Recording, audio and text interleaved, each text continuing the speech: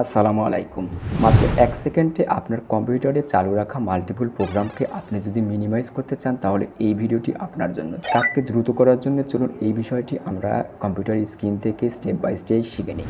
দেখুন, কাজের প্রয়োজনে আমাদেরকে অনেক প্রোগ্রাম একসাথে চালু রাখার দরকার হয়। যেমন আমার এখানে এক্সেল চালু আছে, আমার এখানে ওয়ার্ড চালু করা আছে, ফেসবুক চালু করা আছে, আমার এখানে ইউটিউব চালু করা আছে। তো কাজের প্রয়োজনে কিন্তু এগুলো আমাদের চালু রেখে রেখে আমাদেরকে কিন্তু সবগুলোকে দেখতে হয়।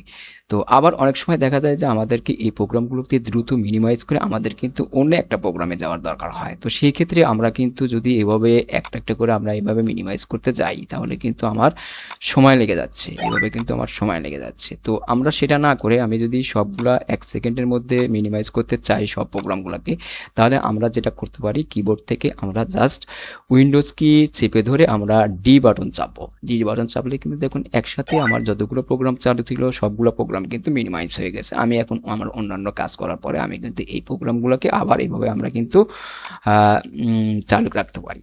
তো ধন্যবাদ। ভিডিওটি ভালো লাগলে অবশ্যই লাইক কমেন্ট শেয়ার করতে ভুলবেন না। আর পরবর্তী ভিডিও দেখার আমন্ত্রণ রইল। সে পর্যন্ত সবাই ভালো থাকবেন।